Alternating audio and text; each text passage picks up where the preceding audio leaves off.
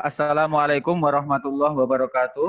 Waalaikumsalam warahmatullahi warahmatullahi wabarakatuh. wabarakatuh. Selamat siang, salam sejahtera bagi kita semua. Amin. Selamat siang, Pak.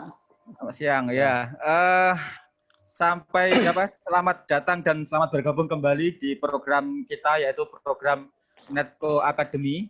Program ini akan selalu berlangsung di setiap hari Sabtu, ya, jam 1 sampai jam setengah 3 dengan tema yang berbeda-beda.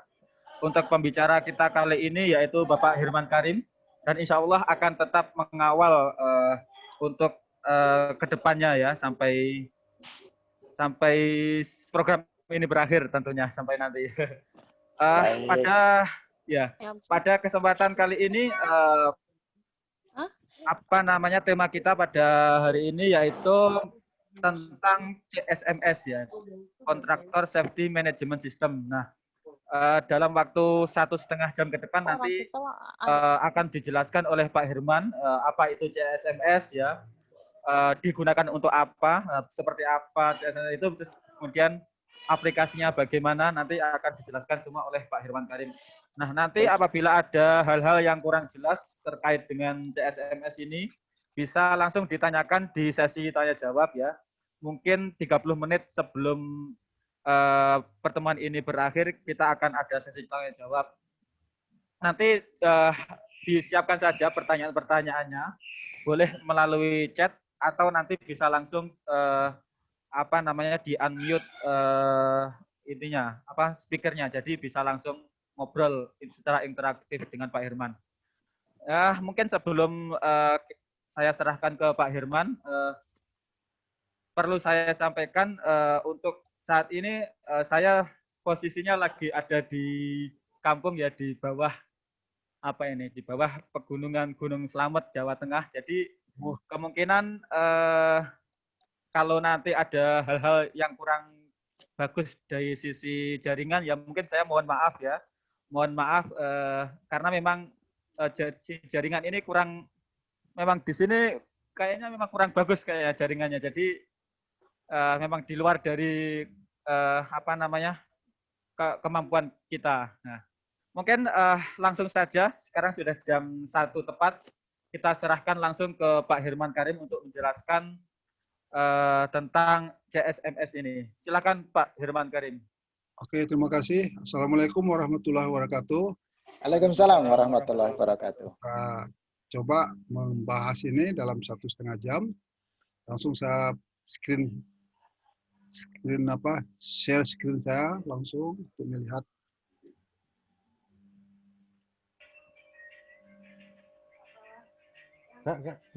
Belum masih disable mungkin nggak? Bentar, Pak.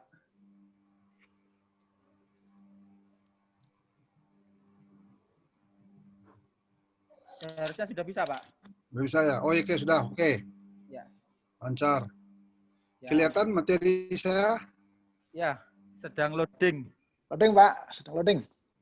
Ya. Nah, sekarang sudah terlihat. Loading. Sudah, ya. Oke, sudah terlihat. Oke, bagus.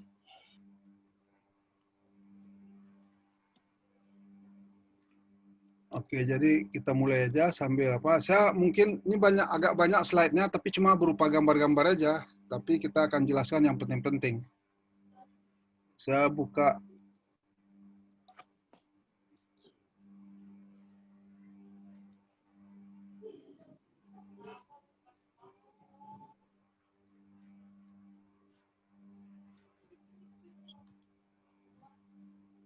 Oke, saya cuma mau menggambarkan ini bahwa ini bagian dari yang kita jumpai awalnya itu kan alam semesta, alam ini yang lingkungan yang nyaman, ya, dengan segala macam, ya.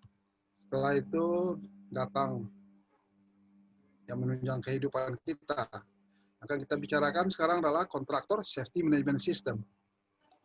Jadi maksudnya di sini ada 3 pihak di sini nih. Maksud saya dalam pemerintah sudah itu main kontraktornya atau yang perusahaan besarnya, perusahaannya sudah itu ada kontraktornya. Jadi tiga pihak ini saling apa nih? Saling berinteraksi untuk memastikan keselamatan kerja jalan gitu. Ya, pihak pemerintah pengawasan, suatu yang mother parents atau perusahaannya itu bertanggung jawab terhadap kontraktor yang bekerja. Jadi ini sekadar gambaran saja dulu awalnya, yaitu bahwa semua ini tidak akan lepas dari urutan ini, ya. Cepat atau lambat harus dilewatin. Pertama itu harus ada exploration, suatu ada pembangunan, development, yang berikutnya mungkin berupa production. Production itu produk bisa jasa atau bisa juga barang produk. Suatu pada akhirnya akan ada juga masanya untuk decommissioning. Berarti sudah stop dan langsung ditinggalkan lagi dan kembali ke alam. Itu siklus yang harus dijalankan oleh kita sebagai manusia. Jadi filosofinya apa? Kecelakaan ada penyebabnya. Bila penyebabnya dihilangkan, kecelakaan serupa tidak akan terjadi lagi. Itu aja prinsip yang paling penting kita pahamin. Ya. Sebab 96% kecelakaan itu disebabkan anomali. Apa itu yang dimaksud anomali? Yaitu sesuatu yang tidak aman atau yang tidak selamat yang dikerjakan, atau suatu kondisi yang tidak selamat atau yang tidak aman yang ada di dekat kita atau di sekitar kita, atau kita berinteraksi dengan kondisi yang tidak aman tersebut. Jadi contoh kondisi yang tidak aman itu kan banyak aja. Jadi urutan ini akan kita jalankan terus. Adanya kegiatan, ya, kerjaan ataupun usaha langsung ada prosedur-prosedurnya, langkah-langkahnya, sudah itu ada menganalisa K3-nya, GSA-nya, ya, sudah itu mengenai hazard identification harusnya di sini, ya, satu risk assessment-nya dan pengendaliannya dan review. Ini tidak lepas dari urutan ini nih, ya, siklus ini nih. Jadi dari eksplorasi, development, production, dan abandonment. Ya, pada akhirnya akan demolish gitu, atau diselesaikan. Kayak gini gambarannya yang harus kita sadari sebagai orang safety, ya. Pertamanya itu, ya, maka kita akan terapkan di sini 3 sistem sebenarnya, ya, dengan 3 sistem apa? Sistem lingkungan hidup, ada undang-undangnya. Safety 45001 atau SMK 3 ada undang-undangnya. Sudah itu ada quality, ini tidak ada undang-undangnya dari pemerintah. Sudah itu audit 19.011. Maka sasarannya apa? Sasaran audit ini yaitu sasaran dari safety program ini yang pertama atau SMK 3 itu adalah zero accident. Ya, ini saya ulang terus supaya kita tidak lupa. Sudah itu mengenai lingkungan juga tidak ada impact terhadap lingkungan, tidak ada dampaknya terhadap lingkungan. Dampak yang berupa misalnya termasuk ya, saudara-saudara sudah tahu itu dampaknya, sudah itu zero complaint terhadap ini, terhadap customer dari produk yang membeli produk kita gitu. Suatu audit. Oke, ini kita teruskan. Jadi yang kita bahas tidak akan lepas dari masalah ini, SMK 3 PP nomor 50 tahun 2012 yang harus diterapkan di kontraktor, di perusahaan kita dan di perusahaan kontraktor yang bekerja untuk kita. Sudah itu, jadi ini tidak akan lepas. Di kontraktor safety management system ini adalah bagian dari 45001 ISO safety management system dan juga atau SMK 3 PP nomor 50 tahun 2012. Ya. Oke. Manfaatnya apa? Sistem manajemen ini, sistem manajemen safety, mencegah atau mengurangi kecelakaan kerja dan penyakit akibat kerja, melindungi diri sendiri atau orang lain. Ya, jadi ini tanggung jawab dari perusahaan. Sudah itu memenuhi peraturan dan standar pemerintah. Sebenarnya ya mematuhi peraturan ini yang paling penting juga, ya, meningkatkan pengendalian tingkat risiko, pengendalian kerugian terhadap aset perusahaan. Sasarannya untuk keselamatan kerja ini apa? Yaitu nihil kecelakaan atau zero accident. Jadi kita tetap akan melihat, ya, bahwa kecelakaan itu tidak begitu saja. Pasti sifatnya itu berurutan. Karena ada bawaan, culture, sudah itu ada behavior sikap kita, sudah itu ada tindakan yang tidak selamat, unsafe act, maka terjadilah kecelakaan. Itu urutannya itu tidak bisa dibantah, itu akan tetap terjadi apabila akan bisa dirunut, ya, kalau terjadi kecelakaan, tidak berdiri sendiri gitu. Ya, jadi peradaban kita, peradaban inilah yang sekarang harus dirubah, ya. Sebab peradaban kita akan menunjukkan behavior kita. Suatu behavior kita akan menunjukkan akan terjadinya unsafe act atau unsafe condition. Dan sudah itu terjadi kecelakaan. Ya, inilah yang harus dihilangkan. Minimal yang harus kita hilangkan itu adalah unsafe act ini. Bagaimana hal yang berbahaya itu bisa kita hilangkan. Kalau kita hilangkan, kita buang, maka akan selamat, ya, akan selamat dan jadinya akan aman. Jadi kecelakaan tidak perlu terjadi lagi. Gitu. Ini hal ini yang penting kita pahamin. Jadi culture ini adalah yang akan ya, semua orang safety semuanya sekarang ya sebenarnya dari 2 tahun yang lalu ya mengarah bagaimana budaya safety, budaya ketiga ini sudah tertanam di semua warga Indonesia gitu. Tapi namanya masih tetap dalam bentuk usaha ya. Dan kita harus membuang apa yang akan membuat kecelakaan gitu.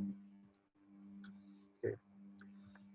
Jadi apa yang harus dilakukan ini yang paling penting sebenarnya. Kalau tidak ada yang dilakukan, kalau kita biarkan aja ya kecelakaan akan terjadi. Itu maksudnya. Jadi di sini juga ini yang paling terkenal dulu nih ya, sistem bahwa ada checklist untuk memeriksa unsafe act atau unsafe condition. Dan kita tidak akan bahas banyak ini nih, karena ini sangat efektif untuk mengurangi kecelakaan di tempat kerja. Jadi dengan checklist tadi kita akan memeriksa, akan melihat apa di lingkungan kita. Ini checklist ini, apa yang terjadi di lingkungan kita ya. Kita baca ini terus sampai nanti di store, dikirimkan. Mungkin ada yang berbahaya, maka kita perbaiki langsung gitu. Itu maksud tujuannya. Konsep dasar ketiga atau pengendali risiko bahaya harus ditetapkan secara hierarki. Ini sudah sering kita bicarakan. Yang pertama itu menghilangkan risiko bahaya atau risiko kondisi yang berbahaya, mengganti alat atau metode bisa juga dengan mengganti substitusi kontrolnya. Jadi dengan mengganti itu kecelakaan bisa tidak terjadi ataupun risikonya bisa dikurangin. Sudah itu isolasi, ini sudah sering kita bicarakan, rekayasa ini hitung-hitungannya dengan safety factor. Jadi memperhitungkan safety factor terhadap pembebanan inilah bagian-bagian yang penting dari keselamatan kerja.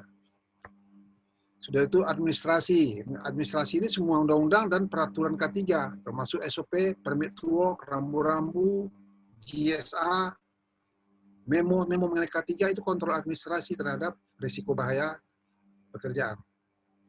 Yang ini yang terakhir ya, yang terakhir APD. Jadi di sini kelihatan bagaimana seseorang yang safety minded ya, saya lebih senang melihat menyebutnya safety minded.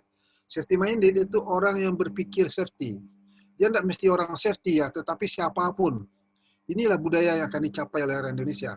Ya, berbudaya safety minded. Jadi kalau melihat di sini aja ini sudah jelas ini apa permasalahan di sini yang akan menimbulkan kecelakaan.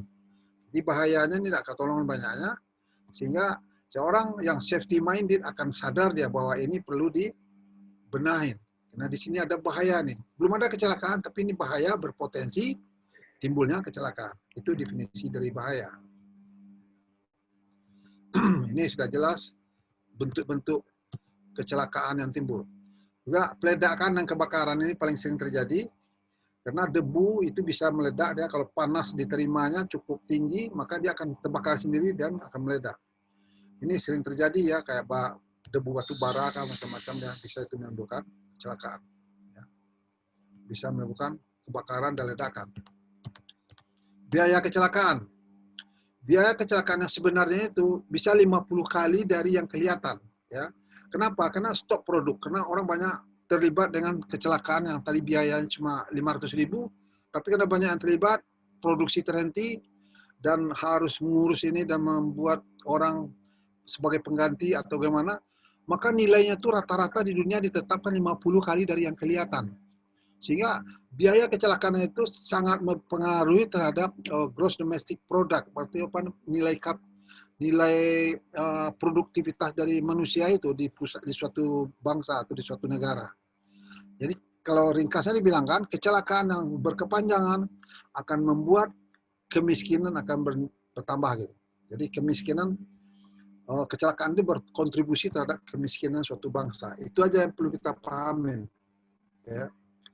Suatu background. Jadi kita harus mengerti dengan dasar hukum ketiga, Undang-Undang 45, Undang-Undang 1970, PP keputusan presiden ya, peraturan pemerintah dan Permenaker.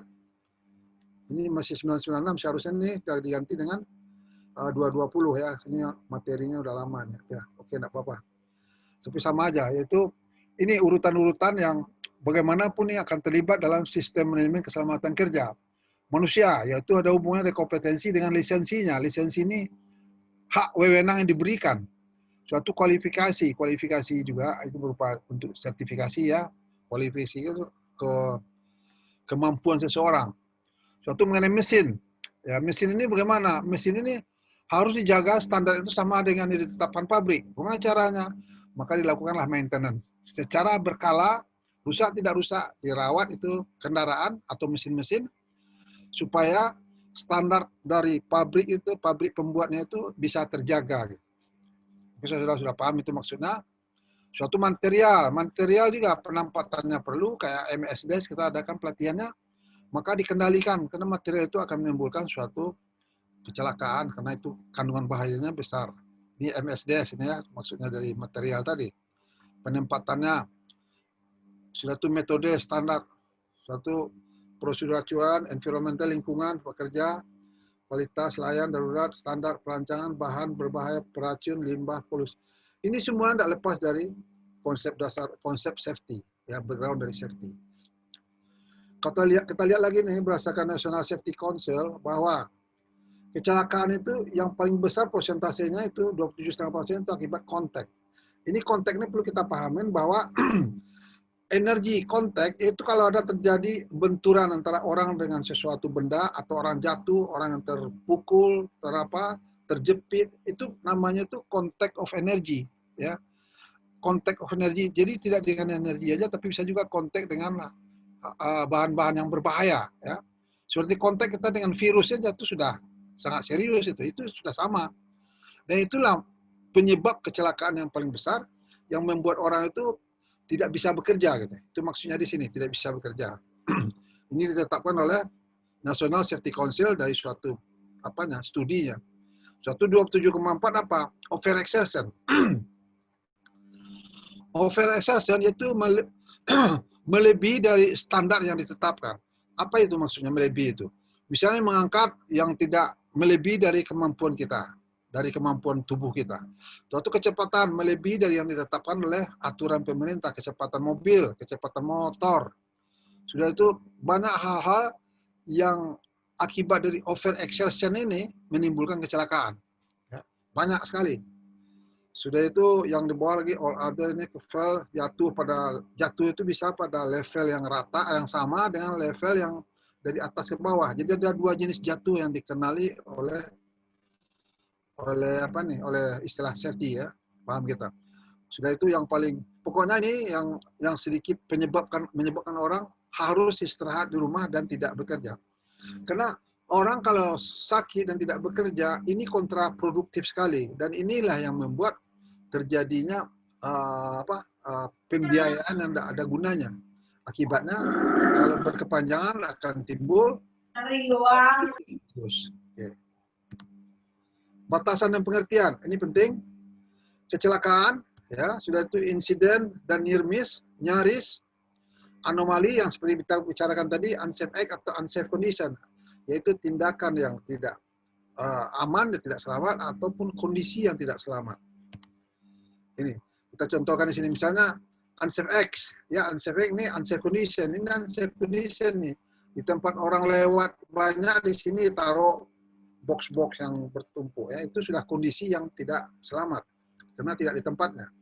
Hilang hari kerja, lost time accident atau hilang hari kerja sudah tuh severity rate, ya keparahan, tingkat keparahan dari suatu kecelakaan seperti ini, tingkat keparahannya itu bagaimana yang terjadi ini? Ini sederhana aja. Kenapa bisa terjadi? Ini. Sudah itu frekuensi rate, tingkat keseringan dari suatu kecelakaan. Sering terjadi kecelakaan di suatu perusahaan. Itu bisa saya jadikan patokan bahwa perusahaan itu tidak menjalankan sistem manajemen K3. Tidak mematuhi aturan atau undang-undang keselamatan. Background, bahaya. Ya, ini sudah kita tahu bahaya itu adalah suatu yang berpotensi menyebabkan cedera, kerusakan gagal misi kerja Yang tadinya harus dikerjakan selesai 2 jam, karena kecelakaan bisa molor menjadi 12 jam. Itu namanya yang gagal misi kerja. Akibat kecelakaan. Ini juga kita sudah sering bicarakan, tidak tahu kalau ada yang baru di sini, bahwa risiko itu adalah gabungan peluang, opportunity, peluang, kemungkinan, likelihood, probability, dengan konsekuensi, dengan keparahan, dengan konsekuensi, dengan keparahan, dengan severity, ya. Ini tergabung dalam dua inilah. Penggabungan inilah akan kita ketahui dengan suatu alat, namanya tuh management risk assessment, akan tahu kita ini risikonya ini sangat tinggi atau bisa ditolerir. Jadi risk assessment itu apa? Ini untuk memastikan secara menyeluruh untuk memperkirakan besarnya risiko serta menetapkan apakah risiko bisa ditolerir atau tidak. Jadi ini namanya risk assessment dengan menggunakan tools tadi, ya, tools yang penggabungan antara tingkat keseringan dengan tingkat keparahan. Dan apabila kita menetapkan risiko bisa ditolerir atau tidak, coba dilaksanakan dipergunakan kontrolnya nanti ada kita lihat, maka cenderung risiko itu bisa diterima. Oke, ini apalagi sama dengan tadi ya, bahwa accident itu adalah kejadian yang tidak diinginkan yang bisa menimbulkan kematian, bisa menimbulkan sakit, bisa menimbulkan cedera, dan bisa kerusakan atau kerugian-kerugian bentuk lain. Jadi itu yang dimaksud dengan accident tadi ya. Jadi kita cenderung memahami betul bahwa accident itu tidak ada manfaatnya, tidak ada apanya gitu. Itu hanya berupa kerugian ya, yang sudah kita pahami sekali. Jadi kesimpulannya apa? Kecelakaan itu harus dicegah kalau kita mau hidup tentram dan selamat dan produktif. Jadi kita harus men-stop accident sebelum kita stop kecelakaan, sebelum kecelakaan itu men-stop kita untuk bergerak. Jadi konsep inilah harus ada antara perusahaan dengan kontraktornya. Ini yang harus dipastikan jalan, tidak bisa lepas tangan kita. Suatu kembali dari awal bagaimana mencegah kecelakaan itu menetapkan SOP sebelum bekerja. SOP ini kita sudah bicarakan kemarin juga, kita ada pelatihannya. SOP ini adalah berupa langkah-langkah pekerjaan, ya, langkah-langkah untuk melakukan suatu pekerjaan. Suatu menerapkan ISA untuk mengenali bahaya dari tiap-tiap langkah tersebut. Suatu mengendalikan risiko bahaya tadi, ya. Sudah itu menerapkan kontrol terhadap risiko. Ya, kontrol terhadap risiko ini ada sekitar 6. Nanti kita lihat, meninjau ulang proses kalau ada yang terlewatkan. Oke, kita lihat sekarang sini bagaimana orang bekerja di ketinggian, ya. Bahaya apa? Bahaya jatuh, ya, bahaya jatuh atau bahaya kejatuhan.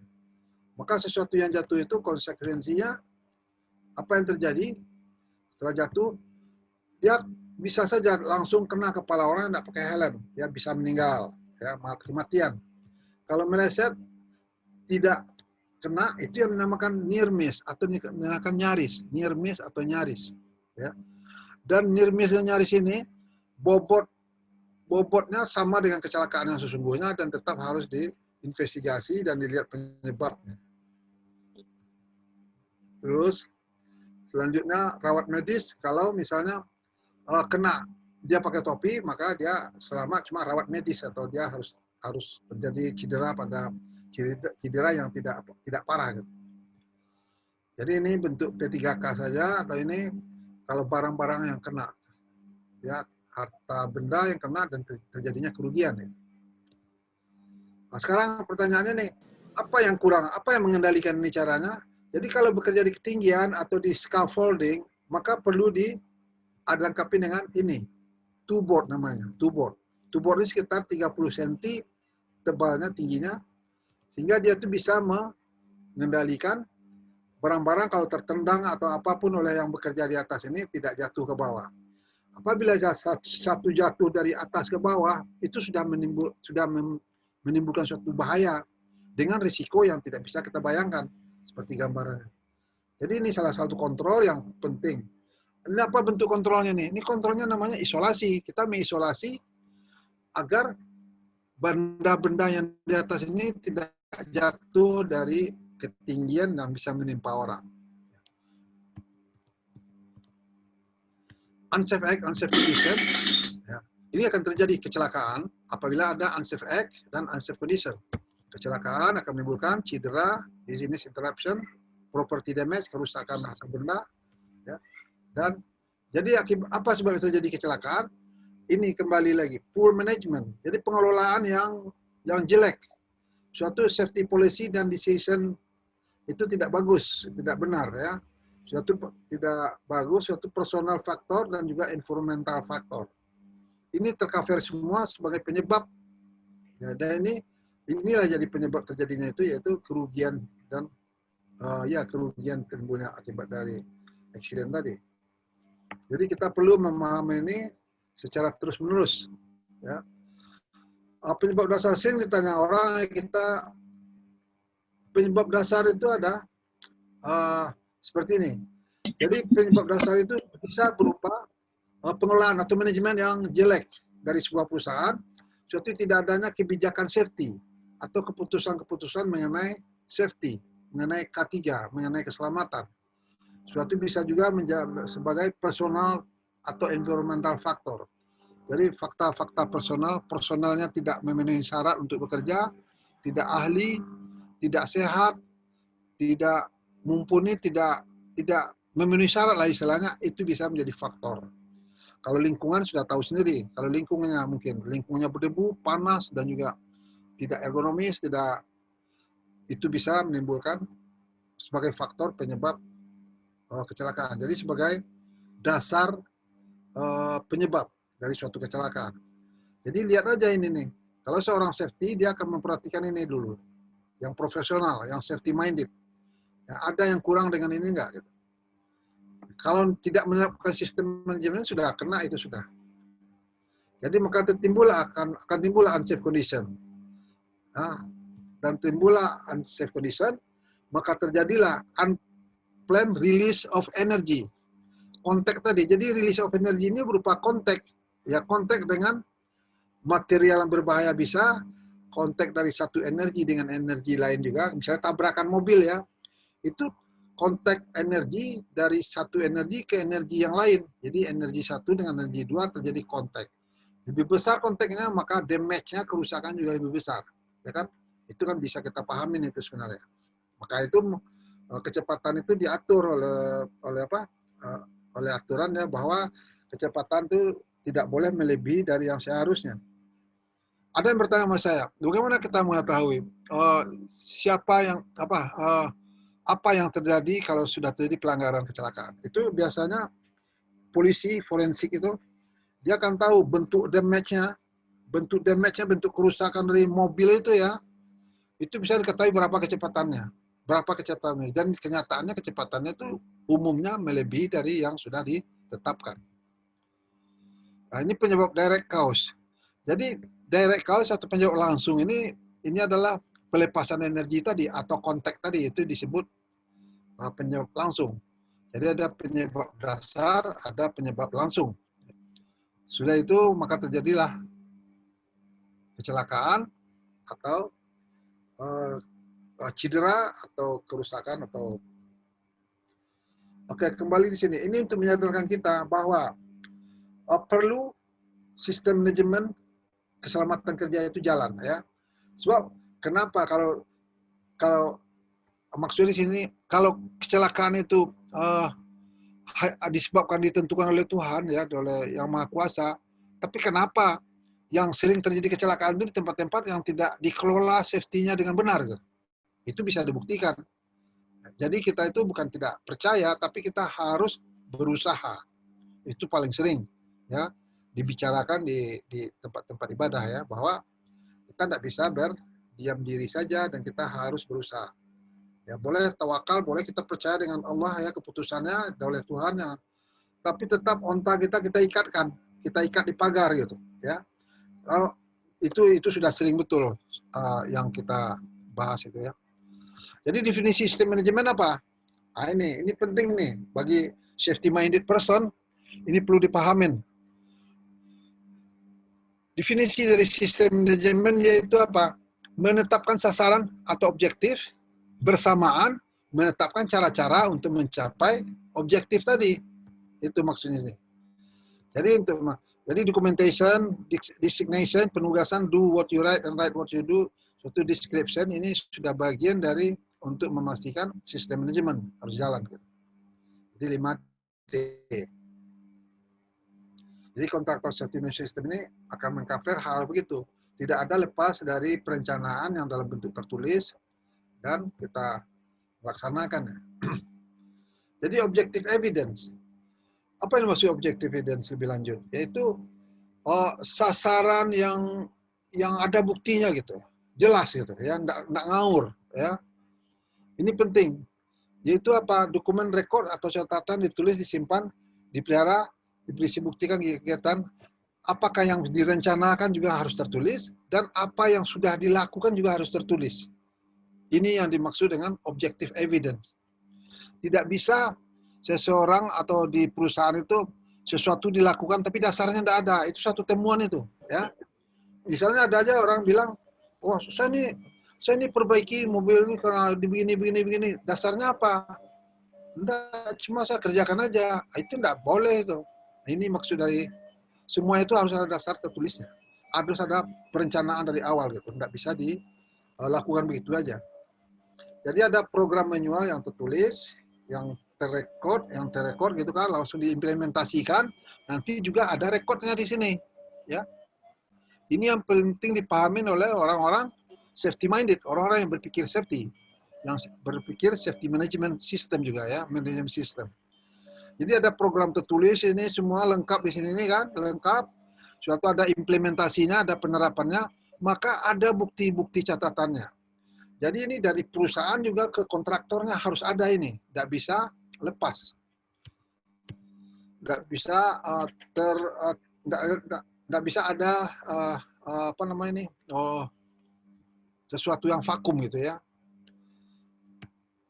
Sekarang kita lihat sasaran dalam istilah kinerja ketiga, sesuatu yang ditetapkan perusahaan untuk dicapai. Ya. Apa sasarannya? Nah, ini sudah itu catatan sasaran harus terukur kalau bisa diterapkan. Jadi harus terukur sifatnya gitu, measurable. Jadi contohnya begini. Ini penting ya untuk memahami bahwa kita tidak boleh cuma menetapkan sasaran-sasaran aja, tapi harus sifatnya itu smart. Harus spesifik apa yang kita jadikan sasaran atau objektif kita apa. Harus sifatnya tuh spesifik, khusus gitu, tidak melebar. Suatu harus measurable, harus terukur, ya, jangan tidak terukur. Contohnya begini, besok saya kerjakan. Itu salah, itu bukan measurable itu. Jadi sasaran tadi tidak terukur. Kalau dibilangkannya besok tanggal sekian, jam sekian, itu baru measurable. Sudah itu achievable, harus bisa dicapai, bisa dikerjakan. Jangan sampai yang tidak mungkin yang dikerjakan. Suatu relevan itu maksudnya terhubung lah, artinya ada hubungannya, tidak ngawur, tidak begitu hilang ada dasarnya gitu. Suatu time frame-nya ada waktu. Jadi smart itu penting kali, ya. Lantas untuk menetapkan deadline atau objektif, kita tidak boleh terlalu ambisius, tidak boleh kita memaksakan diri. Ini gambaran sekedar aja, karikatur, ya. Kalau diputuskan, kalau misalnya bosnya kalau saya sudah putuskan begini harus lakukan begini, dia tidak melihat objektif itu harusnya achievable. Jangan orang tidak ada yang mengerjakan tapi dia teriak-teriak harus selesai jam sekian. Padahal orang tidak ada yang mengerjakan. Itu satu hal yang konyol. Setelah itu selanjutnya apa yang kita harus bahas yaitu acceptable level of risk. Jadi tingkat risiko yang bisa kita terima, ya. Yang mana yang penting? Apakah tindakan yang berbahaya, yang berisiko, atau untungnya? Jadi hal ini paling sering dipertimbangkan, ini tidak boleh diabaikan dalam bentuk apapun. Kalau dilakukan ini apa ruginya? Kalau ini dilakukan apa untungnya? Ini tidak akan lepas kita dari hal-hal yang begitu. Jadi acceptable risk ini biasanya ditetapkan apa yang disiapkan, apa yang kita kirakan akan hilang atau rugi kitanya, sesuatu apa yang akan kita dapatkan. Pertimbangan-pertimbangan itu tidak akan lepas. Jadi tingkat risiko yang bisa diterima umumnya ditentukan oleh pertimbangan kerugian dengan keuntungan yang akan didapat. Jadi perlu betul logika berpikir di sini. Ya. Nggak perlu kita melakukan sesuatu tanpa pemikiran yang matang. Gitu. Oke, ini mengenai hierarki kontrol, kita udah bicara mengenai kontrol tadi ya. Yaitu yang pertama, dihilangkan, satu diganti, dipisahkan, administrasi, pelatihan, PP, APD. Jadi ini kelihatan, yang paling efektif itu kalau bisa di-eliminate, dihilangkan. Ya. Kalau bisa dihilangkan, atau di-elimination, yang kedua diganti. Suatu substitusi atau diganti, suatu dipisahkan, diisolasi, ya, memisahkan diri atau memisahkan, di karantina termasuk isolation itu ya. Suatu administrasi, suatu ada engineering control, rekayasa, ya, pelatihan administrasi. Sudah itu pelatihan PP dan terakhir PP atau alat pelindung diri ya. Ini yang terakhir. Jadi kalau kita lihat keefektifannya itu dari atas sampai ke bawah ini. Jadi tidak, ini sudah standar internasional ya, bahwa kalau bisa ya dihilangkan, kalau tidak diganti, dipisahkan. Jadi tidak mungkin kita membalik-balik itu. Sebab penting saya tekankan ini sini gini, di SMK 3 pertambangan ya, mereka merubah-rubah sehingga ini dibalik, ini ditaruh, malahan di engineering ini ditaruh di atas, eliminasi ini ditaruhnya di bawah. Ini tidak masuk akal. Kalau pokoknya susah lah untuk dibicarakan ini ya. Sehingga saya coba bicarakan dengan orang-orang pertambangan, mereka pada bengong aja. Itu kan sudah tertulis dari atas sana, katanya dibilang gitu. Jadi orang pertambangan berusaha untuk tampil beda gitu ya dari SMK 3 yang sudah ada. Atau dari standar internasional mengenai safety. Jadi ya watak orang kita begitu, mau diapain. Oke, setelah itu substitusi mengganti contohnya ya, contohnya di sini ya dibilangkan mengganti bahan kimia ya yang berbahaya, yang organik, solvent base, mungkin bahan berbahaya harus diganti dengan yang kurang berbahaya. Sebagai contoh, lem dengan pelarut organik harus diganti dengan pelarut air gitu. Jadi ini semua itu berdasarkan logika aja. Kalau ini membahayakan ya diganti ya. Itu namanya kontrol substitusi atau kontrol dengan cara mengganti yang kedua tadi. Sudah itu mengenai isolasi, ya, isolasi. Ini isolasi. Itu adalah isolasi aliran listrik karena orang mau bekerja di aliran listrik tersebut. Maka diolasi, dikunci. Mungkin sebanyak ini berapa orang nih? Kalau ada 4 kunci atau 3 kunci di sini nih, berarti ada 3 orang yang bekerja di saluran listrik tersebut. Kalau selesai satu orang diambil kuncinya, tapi dia tetap terkunci. Selesai semua orang nanti baru ini kosong, baru bisa di-on-kan lagi, maka listrik ngalir. Ini fungsi dari isolasi pemisah aliran listrik tadi. Ya. Kalau ini juga, ini isolasi juga nih, sama di karantina, artinya orang nggak boleh masuk ke sana. Nah, perhatian bahaya radiasi, jangan disentuh atau jangan mendekat. Itu dimaksud di sini. Jadi jelas. Ini mengenai lockout, apa dari isolasi tadi ya, mengunci. Supaya orang bisa bekerja di saluran listrik tadi, maka diterapkanlah lockout ini. Lockout, maka orang kalau dipasang dikunci sini, orang di sini aman bekerja, dan ini seharusnya tidak hidup lagi gitu kan. Nah, gitu. Engineering. Ini engineering, kontrol engineering apa? Atau rekayasa. Misalnya untuk menghilangkan bahaya, ada jalan yang jelek atau enggak, misalnya dilengkapin stabilizer. Jadi stabilizer ini fungsinya adalah suatu alat untuk mengendalikan risiko bahaya masuk lubang yang membuat terasa tidak nyaman orang di atas mobil. Karena sistem suspension ini untuk memastikan kalau roda ini jatuh ke bawah ya, maka stabilizer ini akan menekan ke bawah juga ini ya, turun juga dia. Namun bodi mobil akan tetap rata dia. Cenderung akan tetap rata. Jadi kesimpulannya apa? Bagian bawah mobil ini ya dikendalikan, tidak berhubungan langsung dengan bodi mobil di mana ada manusianya, ada orangnya. Jadi tidak terlalu terasa kalau misalnya ban mobil ini jatuh ke bagian bawah. Ini stabilizernya hampir di setiap mobil ada ini untuk menjamin itu. Jadi ini kontrol engineering, banyak kontrol engineering, ya. Termasuk juga ini kontrol engineering, yaitu dengan memasang knalpot. Ya, knalpot ini meredam suara dengan sistem silencer, maka bunyi knalpot akan hilang. Kalau genset yang besar dikasih alat penerima getaran, ini menerima getaran. Karena bunyi itu adalah getaran ya. Jadi dia ditampung atau ditahan oleh ini sehingga bunyinya itu jadi halus keluar dari sini nih. Ini generator di belakang ini. Itu contoh aja bahwa itu bentuk dari kontrol engineering. Jadi knalpot itu adalah kontrol engineering terhadap risiko bahaya kebisingan terhadap telinga, terhadap fisik kita. Kalau administrasi yaitu kontrol pelatihan-pelatihan termasuk kontrol administrasi terhadap risiko bahaya di pekerjaan. Ini terhadap apa juga bunyi ya, semuanya bunyi daftar-daftarnya di sini. Jadi kita tidak akan bahas secara perinci di sini nih, menunjukkan bahwa kebisingan itu akan merusak telinga, itu adalah bahaya fisik juga, dan materi ini akan lebih jelas untuk dibaca nanti dan mudah menguasainya, mengetahuinya gitu. Jadi program ketiga, kecelakaan ada penyebabnya bila penyebab dihilangkan. Ini tadi sudah kita bicarakan. Ukurannya, apa namanya, flow-nya akan tetap gitu. Ini ya proses kerjaan dihubungkan dengan usaha mengenali bahaya, menilai dan menentukan risikonya dan menerapkan langkah-langkah pengendalian dan meninjau keefektifannya. Jadi ada prosedur, ada bahaya dari prosedur ini akan diketahui ya di SOP-nya. SOP ini prosedur kan.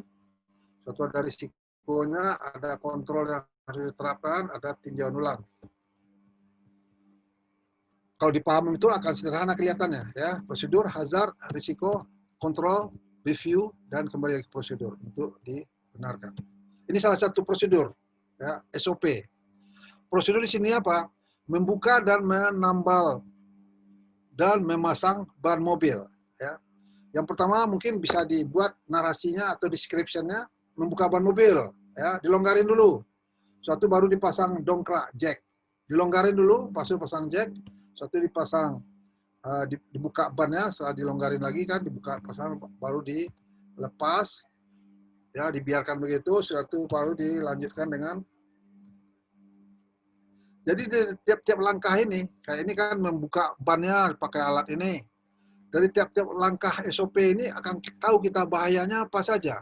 Ya, mungkin bahayanya akan tertimpa kaki kita oleh ban ini kan kalau jatuh. Ini orangnya pakai sandal aja, jadi kelihatan. Kalau di perusahaan tidak bisa begitu. Ya, jadi itu ini kelihatan bagaimana.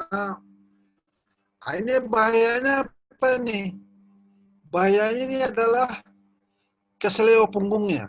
Karena ini adalah ada ergonomic hazard di sini nih. Ya, dan ini apalagi misalnya membuka ini, mencabut ini.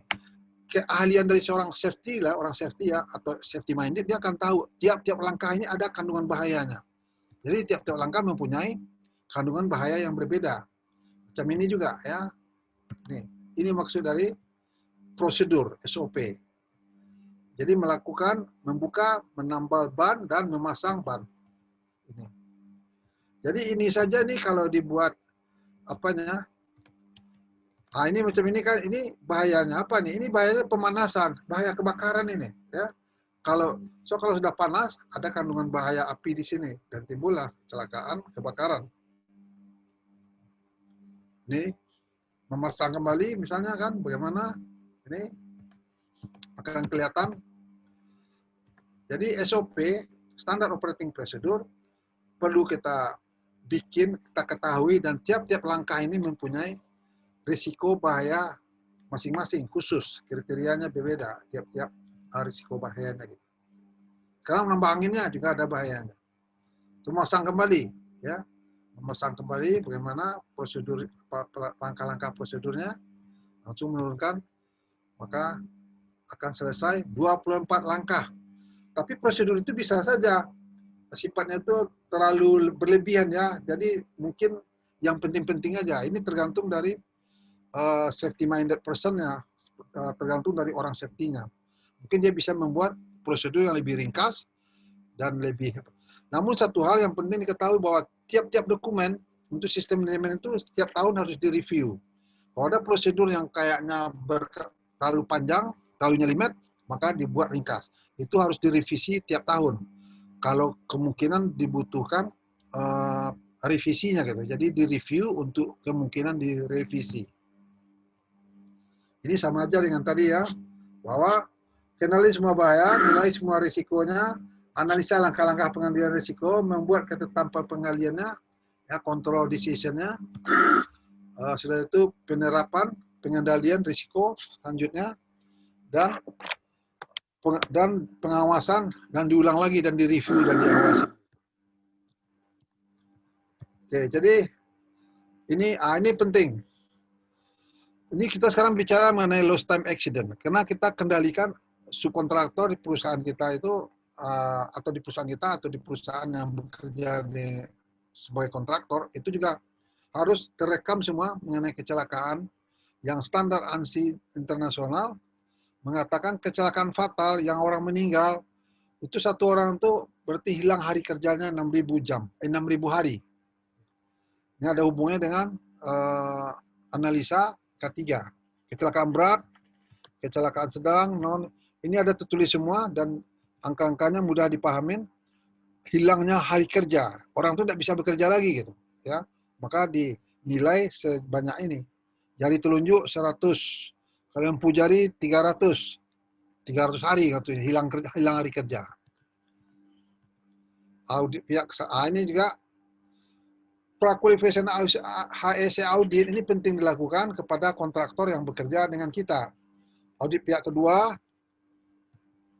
sudah itu untuk apa gunanya audit? Audit itu untuk memastikan bahwa rencana-rencana kerjanya itu dilaksanakan dan ada bukti-buktinya. Jadi jenis audit ada audit ke-1, audit pihak ke-1, yaitu perusahaan dia mengaudit dirinya sendiri, tapi satu departemen mengaudit departemen lain. Tidak boleh dia mengaudit departemen dia sendiri. Itu maksudnya di sini. Itu boleh dibilang audit pihak ke-1. Jadi kalau audit pihak kedua, kita mengaudit perusahaan yang bekerja dengan kita, ya. Dan inilah supplier atau kontraktor kita. Ini yang sebenarnya yang harus kita pastikan bahwa sistem manajemen K3 kalau berjalan di perusahaan kita, di subkontraktor yang bekerja dengan kita juga harus jalan, sama aja. Namun akan ada hubungan yang secara terus-menerus, tidak bisa diabaikan. Satu audit pihak ketiga ini badan sertifikasi dari luar ya, untuk mendapatkan sertifikasi quality system misalnya, atau SMK 3 dari Depnaker misalnya. Atau dari lingkungan, bisa juga. Jadi, ada 3 bentuk jenis audit yang harus paham kita yang berhubungan dengan subkontraktor kita.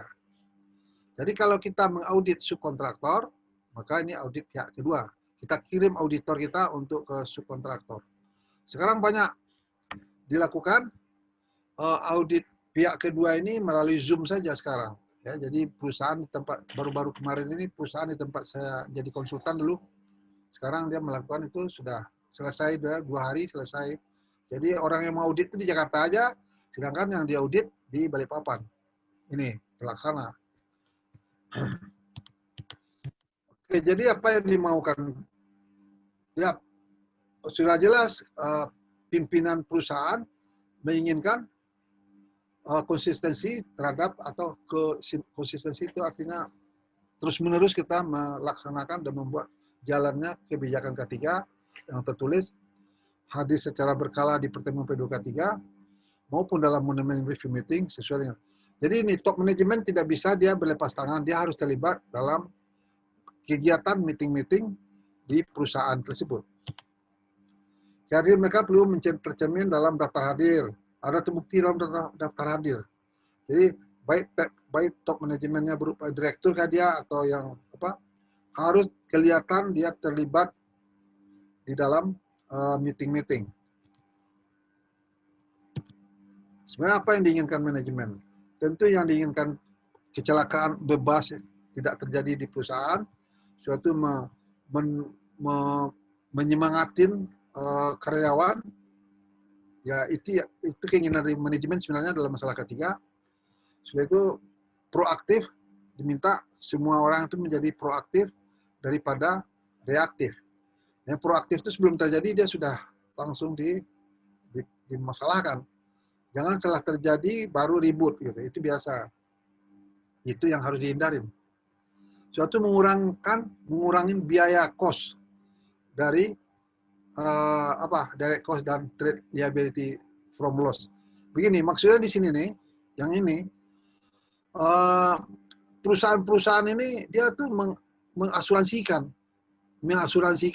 mengenai kecelakaan, mengenai kebakaran, mengenai downtime aja, mengenai macet tidak bisa tidak bisa jalan suatu mesin.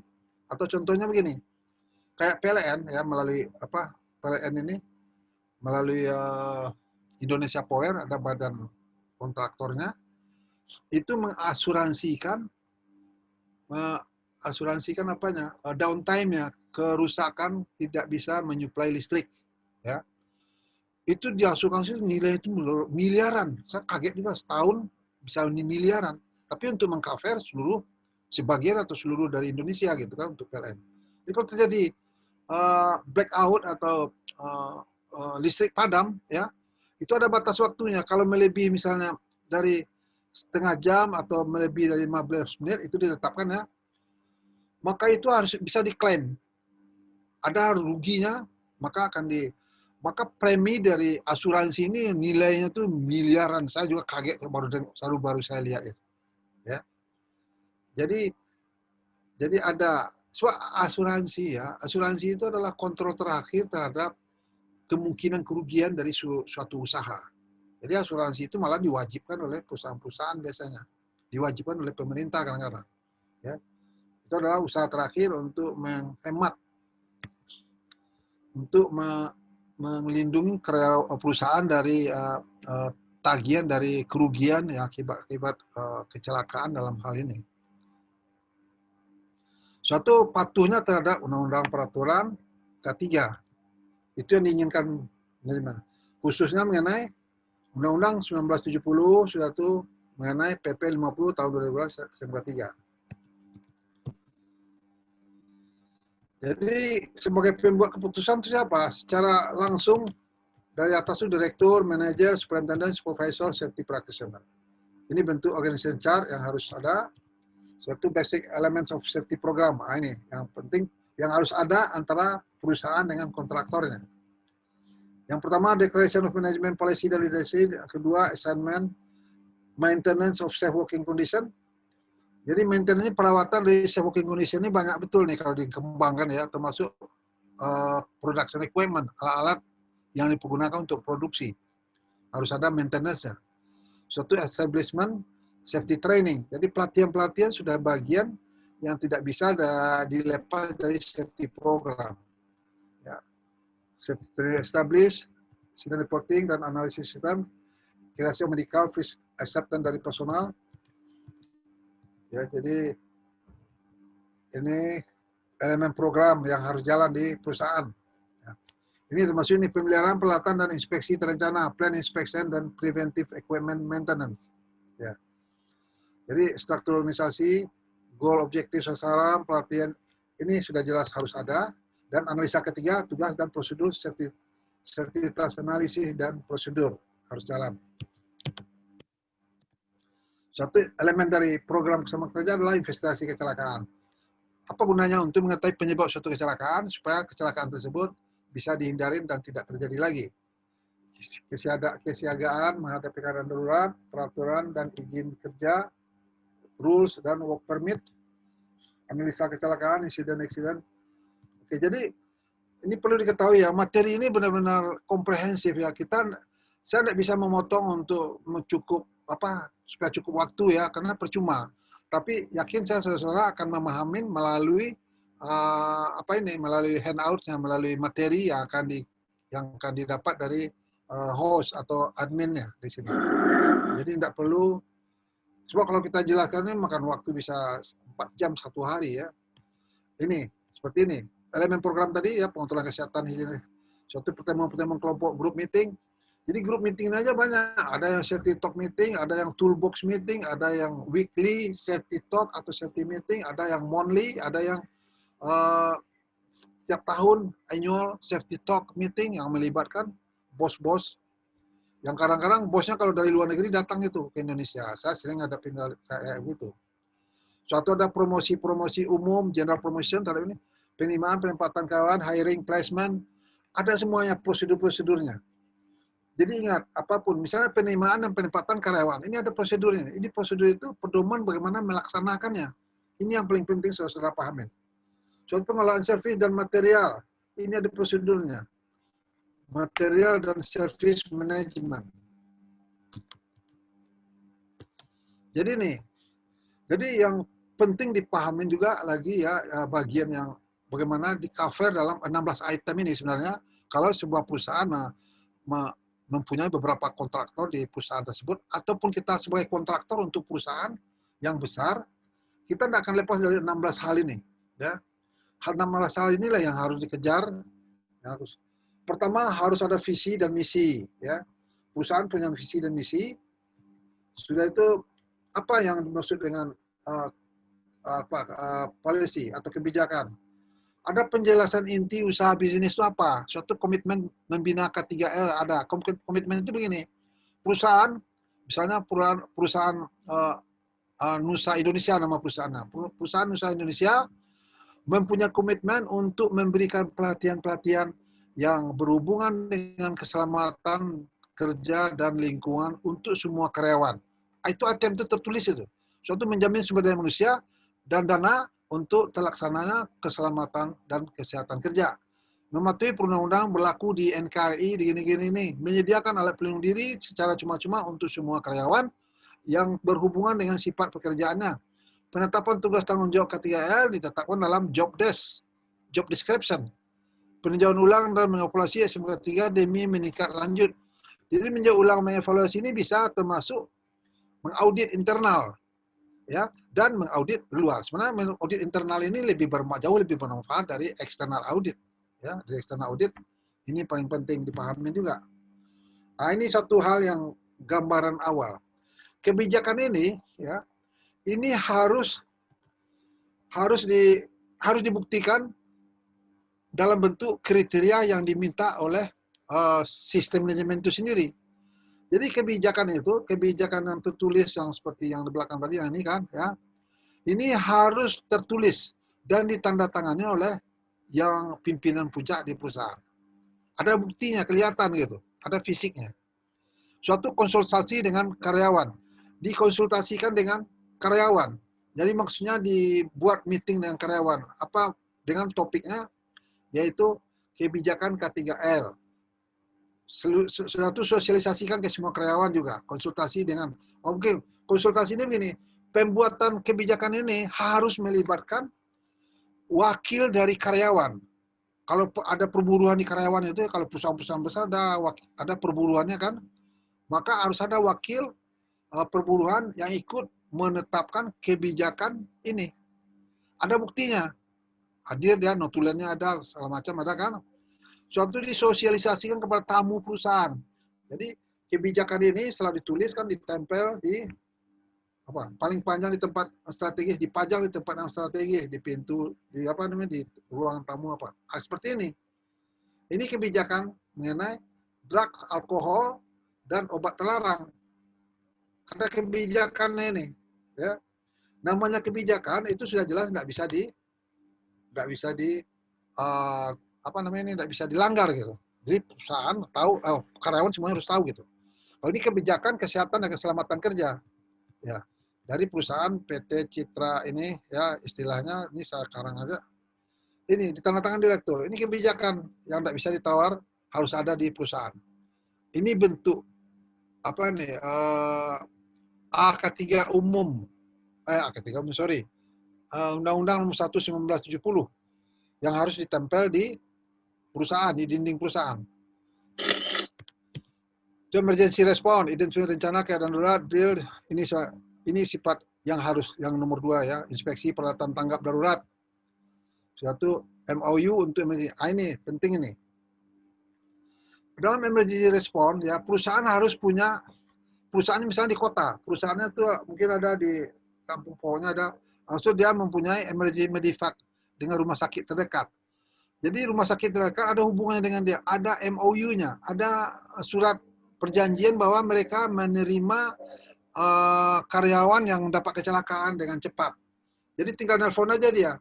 Dan nanti orang klinik itu, orang puskesmas saja boleh juga ya. Dalam tempo berapa menit dia sudah sampai ke tempat kecelakaan. Dan itu diukur dan di-drill, dilatih terus. Di apa namanya ini, di-drill itu, pokoknya diulang-ulang gitu ya. Begitu yang diapakan, yang dilaksanakan. Sudah itu mengenai apa ini, pelatihan memadamkan menggunakan basic fire ini ya. Satu bagaimana menghubungin apa yang berhubungan. Satu nomor telepon darurat. Nomor telepon darurat ini siapa saja yang harus ada di perusahaan atau di bagian safety-nya atau di bagian personel. Telepon darurat misalnya keadaan darurat kalau terjadi apa namanya ini huru-hara di perusahaan. Jangan bayangkan tidak terjadi huru-hara di perusahaannya atau di masalah lingkungan, macam-macam itu. Kita sudah siap dengan nomor telepon untuk keadaan-keadaan darurat. Apalagi kalau terjadi kecelakaan atau apalagi terjadi kebakaran. Definisi keadaan darurat ini jelas. Tertulis ini dengan lengkap. Kebakaran. Sudah itu emergency response prosedur ini. Ya, ini harus ditampilkan di tempat-tempat yang strategis untuk dibaca oleh semua orang sehingga orang tahu terjadi emergency response yang bukan kebakaran aja tapi ada kecelakaan parah atau apapun ya. Itu maka harus ada di sini nih prosedurnya, semua orang tahu. Ini fire response prosedur. Nah, ini fire bisa diatasin itu langsung ini jalurnya ke sana sini sampai gini. Sampai kebakaran bisa diselamatkan. Sudah itu ini soal emergency ini sekedar cerita apa aja. Nah, ini bagian-bagian apa nih?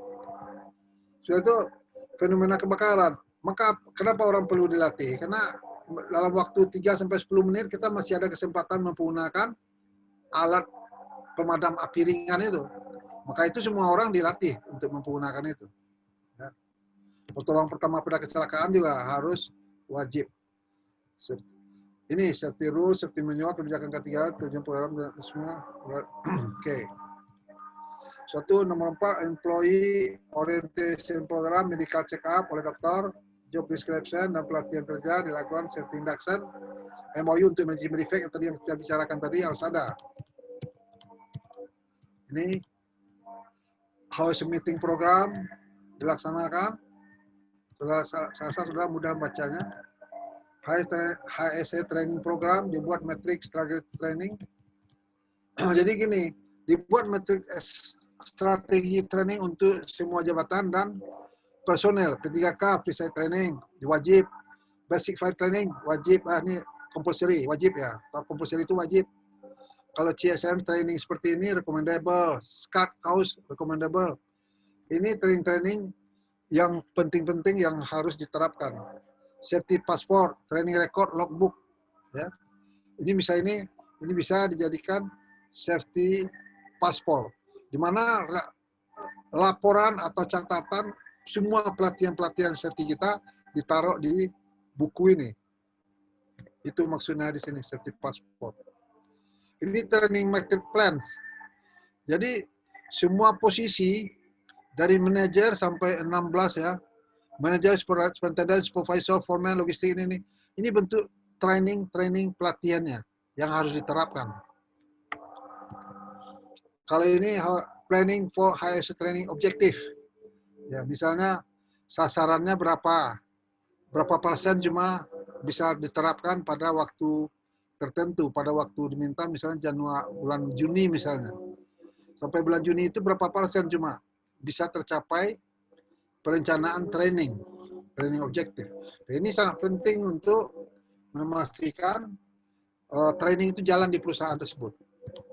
Suatu equipment maintenance ini, ya, perawatan alat juga penting karena dikontrol dengan ini danger tag, sesuatu preventive maintenance program record dari ini. Ada bukti bahwa alat itu sedang diperbaiki, boleh dibawa, mungkin sedang diperbaiki remnya atau bagaimana, maka ada taggingnya ditempel di sana. Ini bagian yang penting inspection program, checklist, record, listen, MS Dash, semua. Personal protective equipment, ya, alat pelindung diri. Dan ini bukti semua orang di perusahaan harus sesuai kebutuhan personal protective equipment-nya. Daftarnya di sini dibikin. Manajer apa saja yang harus dilengkapi. Mungkin UF apa tuh? Uniform. Kalau supervisor uniform. Jadi semua karyawan harus dapat uniform karena uniform itu dianggap bagian alat pelindung diri ya. Uniform. Pakai baju kerja. Kalau hard hat, safety shoes, clear glass. Tapi tidak semua karyawan dapat. Jadi kalau dia sebagai sopir, dia paling dapat dia tuh ini sepatu safety shoes dapat. Tuh hard hat dapat. Suatu UF ini uniform dapat. Dia 3 aja dapat. So tanpa ini kadang-kadang banyak aja orang minta, Pak, saya kasih kacamata, saya kasih ini, kasih glove, kasih ini. Tapi kalau ini sudah ada dan ditandatanganin oleh bos, kita tinggal lihatkan ini aja. Jadi kita tidak perlu berantem dengan teman. Ini sesuai ini kita mengeluarkan alat pelindung diri kayak gini. Ini harus dilengkapin di perusahaan. Jadi ini pelindung kaki, pelindung yang jatuh ya, orang jatuh, topi kelihatan di sini bagaimana pengaruhnya. Pre-inspection program ini. Ini inspection program yang wajib, yang harus dilakukan. Harus ada checklistnya. Kenapa pakai checklist? Supaya jangan ada yang terlewatkan. Itu gunanya checklist. Ya. Checklist masuk penting. Ya. Sedangkan orang mandi ini aja dia pakai checklist dia. Takut dia ada yang tidak selesai dikerjainnya. Ini checklist untuk listrik. Ya. Memastikan. Jadi checklist ini juga mengenai kebakaran ya. Fire checklist ini. Checklist untuk kebakaran. Ini harus dilaksanakan dan tidak bisa harus dibuktikan bahwa itu diperiksa terus untuk memastikan kondisi listriknya aman. Gitu. Ini bentuk checklist. Ini plan program dari objektif tahun 2020 misalnya. Maka ada PJK 3 meeting minimal 1 kali setahun, 1 kali sebulan. Berarti dalam akhir tahun 12 kali. Safety talk meeting tiap-tiap departemen 4 kali. 48 kali tiap-tiap departemen. Anomali, housekeeping, inspection, PP. Jadi ini lengkap mengatakan bahwa objektifnya sesuai dengan ini. Kalau di audit diperiksa pada bulan Oktober, maka kita tahu berapa yang sudah siap. Ya, mungkin sampai bulan ini berapa buah yang sudah dibuktikan dengan dokumen-dokumen yang standar. Ya, ini tadi sudah kita bicara tadi ya. Oke. Ini checklist. Checklist ini memastikan bahwa semua itu dilaksanakan sesuai dengan schedule dari program. Ini anomali nih. Ini sudah tidak standar. Siapa yang tahu ini? Tentu orang yang latihan lifting gears. Ini karena ini lifting gears ini. Webbing sling. Webbing sling ini sudah tidak memenuhi standar. Tadi suatu temuan. Ya. Seperti ini. Kenapa orang ini bekerja tidak pakai hard hat? Padahal di daerah berbahaya ini ada hard hat. Jadi ini temuan 1, 2, 3 kalau di audit. Ini sudah anomali ini sifatnya. Kayak ini nih, mana ada prosedur mengerjakan forklift untuk kena tinggi maka dipakainya seperti ini. Ya. So kalau terjadi kecelakaan, ini melihat keparahan ya, melihat tingginya risiko. Ini mungkin jarang yang jatuh, tapi sekali jatuh meninggal. Maka itu dianggap risiko sangat tinggi. Ini mengenai kebisingan, ya. Ini accident report harus dibuat, contohnya ya, komentar dari pihak manajemen HSE dan segala macam. Incident report, ya, incident, short summary, description, semuanya ada lengkap di sini mengenai laporan kecelakaan. Ini mengenai laporan-laporan bukti ada terjadinya kecelakaan. Ini tingkat bagaimana investigasi itu juga ada tingkatnya. Tingkatnya profesional HSE support, penunjukan HSE profesional dan job desk MA atau ahli K3 HSE Organisation Chart, pimpinan puncak P2 K3 dipegang top manager, sekretari P2 K3 sebagai ahli K3 bersertifikasi Depnaker pusat. Ini hal-hal yang perlu dipahamin. Jadi orang ahli dari tempat kerja Anda itu adalah ahli K3, ada di tempat Anda, dia siap untuk membantu Anda. Ini maksudnya di sini. So ahli K3 ini yang sertifikat itu dia sudah dianggap segala-galanya karena dia adalah sekretaris dari P2K3 dari kelompok pembina K3, panitia pembina K3. Dia berupa panitianya. Ini tukang. Jadi kalau industri hygiene juga harus ada tukang masak di perusahaan tersebut, harus dijaga kesehatannya secara berkala. Kalau menggunakan lokal caterer sebagai subkontraktor, perlu ada klausul dalam kontrak menyinggung K3 dengan segala konsekuensinya. Sebab kadang-kadang caterer atau apa istilahnya di Indonesia yang menyediakan makanan, yang menyediakan memasak di perusahaan, ya itu caterer namanya. Itu sebagai subkontraktor di perusahaan dan itu juga harus ditanganin oleh perusahaan. So sering betul terjadi orang keracunan makanan. Baru-baru ini kemarin ini ada keracunan makanan yang sampai 100 orang lebih. Jadi nggak bisa dianggap enteng. Itu adalah bagian dari industrial hygiene. Ini mengenai kebersihan, ya. Jangan dianggap tempat ini bisa menimbulkan suatu kecelakaan, bisa menimbulkan suatu kerugian yang tidak teratur. Apa yang dimaksud housekeeping? Yaitu sesuatu itu pada tempatnya, ya. Dan sesuatu pada tempatnya. Sampah ya pada tempat sampahnya. Kalau tempat sampah ya harus di tempat sampah, tidak boleh di tengah jalan atau di mana-mana. Itu yang dimaksud dengan housekeeping. Bersihkan, rapikan tempat kerja, jalan dan jalur pejalan kaki. So, sederhana kelihatannya, tapi sesuatu yang besar itu dimulai dari yang sederhana. Kalau yang sederhananya tidak sempurna, bagaimana mengerjakan yang sulit? Itu prinsipnya. Oke, seperti ini. Ini sebenarnya kerjaan 5 menit aja nih, tapi ini sampai 1-2 hari sampai seminggu ini begini aja terus ini. Ini di negeri kita ini begitu.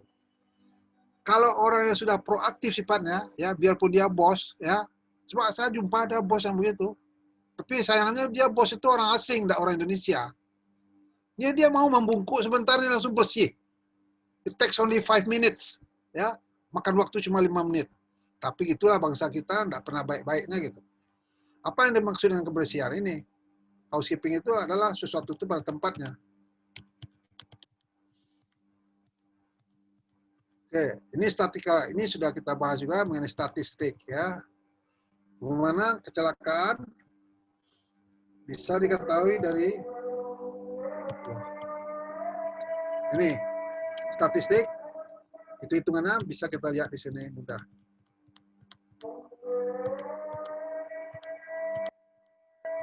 Jadi ini nih tidak lepas dari tanggung jawab sebuah perusahaan terhadap kontraktornya.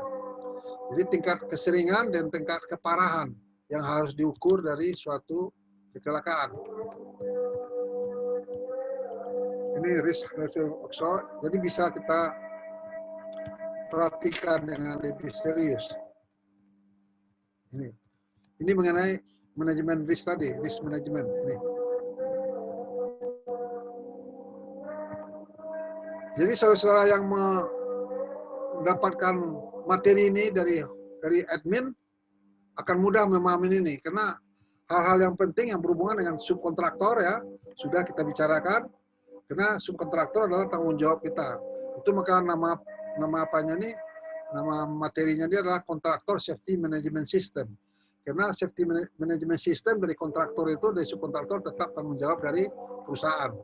Nggak bisa kita berlepas tangan dengan hal-hal begitu. Ya. Oke. Saya nggak tahu di jam berapa nih. 1 jam ya? Halo? Iya, Pak. Halo. Masih ada orangnya kan? Masih, Pak. Masih banyak. Jadi gini, untuk saya bikin ya materinya ini semudah mungkin untuk bisa dipahamin. Jadi pesan ke admin untuk mendapatkannya dan saya yakin ini yang safety minded ya. If you want us to call you safety minded person, ya orang yang berpikiran safety, maka bagus ini dikembangkan. Kita bisa diskusikan ini juga di dalam English English forum kita. Kalau mau terlibat di sana, mau ikut, ya ikut dalam bahasa Inggris itu free of charge. Saya senang aja untuk membahas hal-hal gini nih di safety, di forum safety English class kita, ya yang dilaksanakan oleh Miss Yana 2 kali seminggu kalau nggak salah saya. Mungkin next time on Sunday, minggu kalau nggak salah akan ada lagi pertemuan-pertemuan selanjutnya. Dan saya dengan ini kesempatan ini saya cuma mengatakan bahwa saya akan hadir ya untuk membahas masalah safety. Kalau ada pertanyaan-pertanyaannya, Oke. untuk kita bahas di apa? Ya oke, mungkin masalah safety. Ya. Mungkin karena materi yang disampaikan Pak Herianto sudah selesai ya Pak ya. Ya. Sebenarnya masih banyak hal yang perlu disampaikan sebenarnya Pak ya. Cuman Masih karena memang ya. Terbatas oleh waktu ya, mungkin kita masih ada sekitar 15 menit ya untuk sesi tanya jawab. Tadi sebenarnya sudah ada yang bertanya ya, Pak Rifani Ahmad. Ya. Halo Pak Rifani. Mungkin langsung saja saya serahkan ke Pak Rifani untuk bertanya langsung ke Pak Hermannya. Oke, silakan. Halo Pak Rifani, silakan diaktifkan mikrofonnya.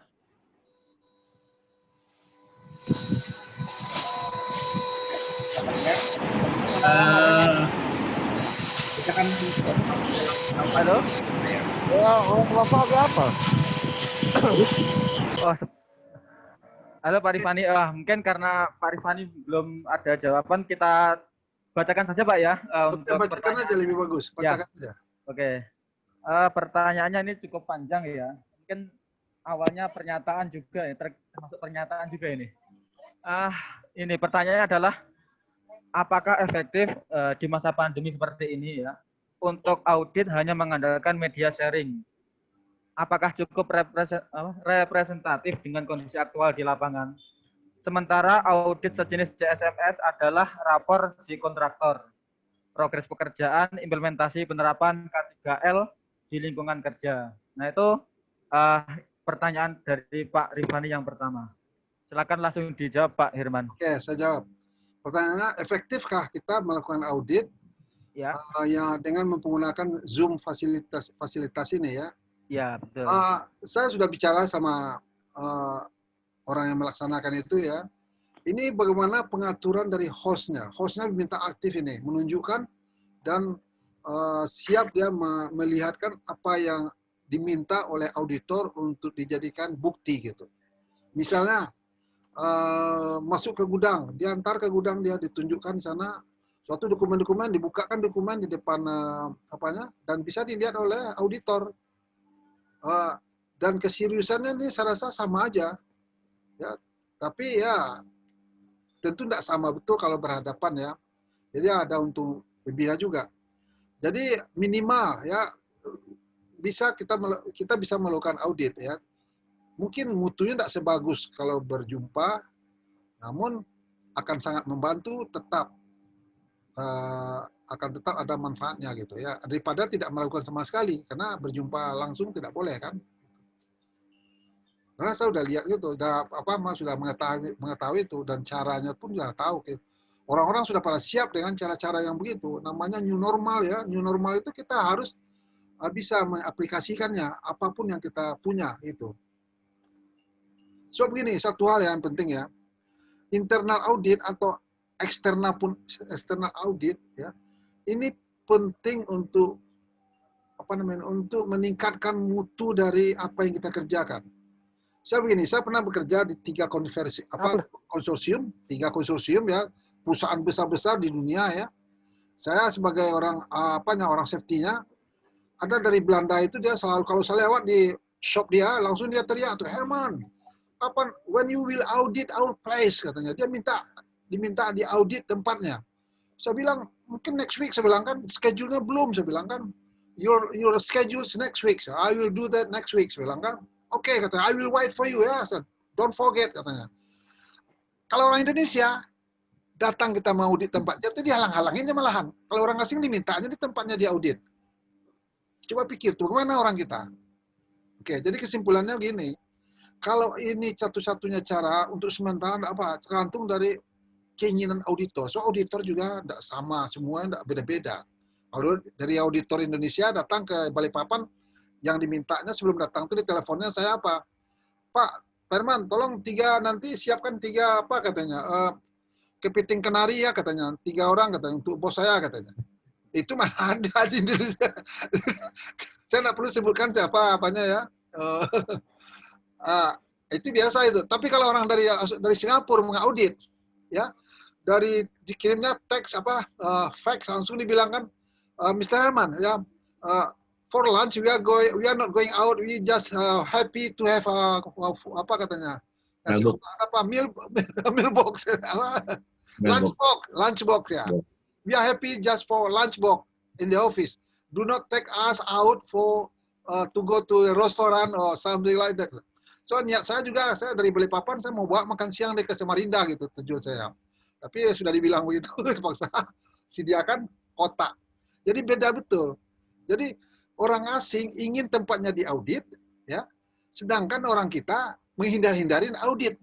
Bayangan aja itu. Ini untuk Anda yang safety minded tentu tidak setuju tentu sepaham dengan saya bahwa kita tuh menginginkan audit itu benar-benar memperbaiki kita gitu. Ya enggak? Itulah saya maksud itu. Oke, next question ada? Oke, Pak Rifani seperti itu Pak Rifani ya. Mungkin bisa langsung tanggapan langsung Pak. Silakan. Ada yang lain Pak Rifani? Saya kira pertanyaan cukup itu aja. Cuma mau menambahkan mungkin selain membangun tim ERP, terus juga ada sosialisasi mengenai K3, satu hal yang perlu ditambahkan juga mungkin drilling kali Pak Herman ya. Karena juga biasanya kalau orang sudah ada emergensi itu panik juga. Ya. Terkadang juga manusia juga melakukan hal yang nekat. Artinya sih efektivitas tim ERP di lapangan itu bagaimana kita bisa mendistribusikan sistem yang dibangun, terus juga bagaimana kita mendrilling teman-teman di lapangan yang melibatkan semua bidang kali Pak ya. Saya kira begitu Pak. Benar Pak. Ya jadi kalau masalah emergensi ya kadang-kadang dari perusahaan di Australia itu ditulis gini kan, don't panic katanya, if in case of emergency, do not panic. Panic will kill you. Katanya. Jadi jelas maksudnya kan, kalau ada emergency katanya jangan panik, karena panik itu membunuh kamu. Jadi kita disuruhnya smart. Bagus nanti di perusahaannya ditulis juga gitu Pak. Ya. In case of emergency, apabila ada emergency, do not panic. Panic will kill you. Jadi kan orang jadi ngerti juga kan. Iya. Oke, next.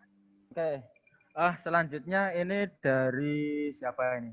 Jaya Bogor ya, mungkin ini bukan nama orang ya. Pertanyaannya adalah, apakah ada materi-materi atau pertanyaan-pertanyaan yang ditanyakan pada form CSMS seperti di dunia oil and gas? Seperti itu Pak pertanyaannya. Jadi maksudnya adakah pertanyaan-pertanyaan yang berhubungan dengan pelaksanaan kontraktor safety management system gitu ya? Iya, terutama di dunia oil and gas. Ya, oil and gas ada dan di CSMS ini juga ada. Sebenarnya begini, CSMS ini tidak memandang di mana mau bekerjanya, di mana operasional akan dilakukan. Bisa di offshore, bisa di onshore, gitu ya.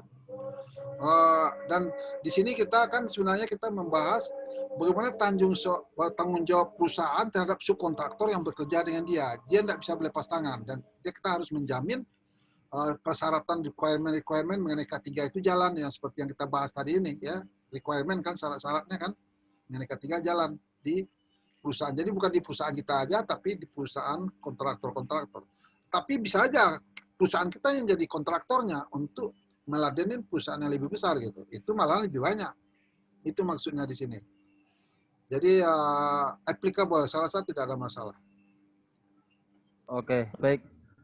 Mungkin untuk pertanyaan selanjutnya karena di form chat sudah tidak ada ya, boleh mungkin Pak Tawan Raharjo punya pertanyaan atau ingin menyampaikan sesuatu, kayaknya tadi catatannya banyak banget kayaknya. Silakan Pak. Itu mengenai audit itu. Ya, Audit itu di perusahaan kami biasanya Oktober November karena pandemi COVID-19 ini untuk online dari kurang akurasinya kurang Pak. Jadi untuk sementara waktu di pending dulu jadinya begini. Ini hanya sekedar informasi saja. oke, enggak apa-apa. Saya rasa kamu dipending dulu. Yang penting perusahaan yang mau diaudit ya, bagian atau departemen yang mau diaudit, dia siap untuk diaudit. So begini, audit itu tujuannya untuk melihat sesuatu yang kita tidak bisa lihat gitu, yang tidak mampu kita lihat. Saya ingin departemen saya diaudit karena ada kemungkinan sesuatu yang tidak saya lihat gitu ya. Sudah lebih banyak ke situ tujuannya kalau di luar gitu, di Australia gitu. Ya, benar. Ya, itulah sudah melihat kelemahan kita gitu. Ya. Betul. Oke Pak, terima kasih. Oke Pak, makasih ya. Pak. Oke, baik. Mungkin ada yang ingin bertanya lagi, silahkan. Atau ingin menambahkan sesuatu. Apabila tidak ada, mungkin langsung ke Pak Herman ya, untuk memberikan semacam apa ya, closing statement atau apa ya, penutupan Pak. Silakan Pak. Nah, begini juga saya mau sampaikan in case kalau ada dari perusahaannya ingin mengundang saya melalui host atau bagaimana ya untuk memberikan briefing yang biasa aja gitu, mendiskusikan sesuatu, you are welcome ya. Saya setuju aja, saya mau aja, saya tidak masalah. So dalam masalah dengan fasilitas Zoom ini ya, it's nothing to lose ya. Maksudnya tidak ada ruginya apapun yang saya lakukan. Saya tidak perlu menyediakan ini, menyediakan itu. Bila di-prepare waktu misalnya, Perman, kami mau mengadakan diskusi mengenai materinya ini untuk 1 jam. Bisakah kami undang nanti jam sekian. You are welcome to inform me, no problem ya. Apakah akan melibatkan berapa orang? Mau melibatkan 2 orang saja boleh, melibatkan 10 orang juga boleh. Yang penting ya serius lah, membutuhkan sesuatu diskusi dengan pihak kami dari dari Nesco Academy gitu. Oke. Baik. Mungkin untuk pelatihan kita hari ini kita cukupkan dulu ya. Kita akan ketemu kembali di Sabtu depan untuk pelatihannya. Nanti judulnya masih akan kita diskusikan dengan Pak Herman tentunya.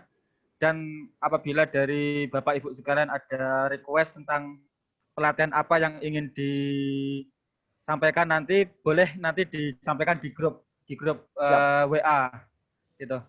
Oke. Dari kami mohon maaf apabila ada kesalahan. Kita akhiri meeting kita kali ini. Semoga apa yang kita dapatkan dari ini semua ilmunya bermanfaat bagi kita dan seluruhnya. Amin. Amin. Kemudian wassalamualaikum warahmatullahi wabarakatuh. Waalaikumsalam warahmatullahi wabarakatuh. Terima kasih Pak Herman, Pak Asif dan tim. Sampai ketemu lagi. Sampai ketemu lagi. Ya, makasih Pak. Ya.